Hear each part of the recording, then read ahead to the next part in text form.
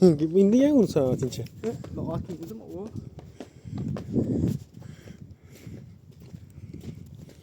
Buzlap tut ha. Balık yok mu bunda azı? Kışta balık koymuyorlar bundan önce. Sazanla bana bir. Salam de var istelik. Selamun aleyküm. Hala bakay sen gör. Yine ilttiler. Balık kızıl sazan. Sen baklava yaxşı sevir. Sap sarı iktadı. Şununki altın balık duruyordu aslında. Ki onun başka balık vardır. Bilesen mi sağ bu 20 metre çıkan sazalar göremize?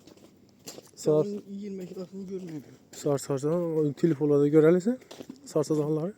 20 kilosunu gördüm. Ben bir metre bu koyuverdim. Götür ikisi olan kapkara bir neyse durmadı. Yekisi de o 2009'da o an yapım. Şöyle koydum şemme böyle cumhurun kiçi olası böyle. Şöyle koyduğum böyle yaşımız mektepte okuyan aklarımız var. En şey verdi millet. O yanda itaşadı millet.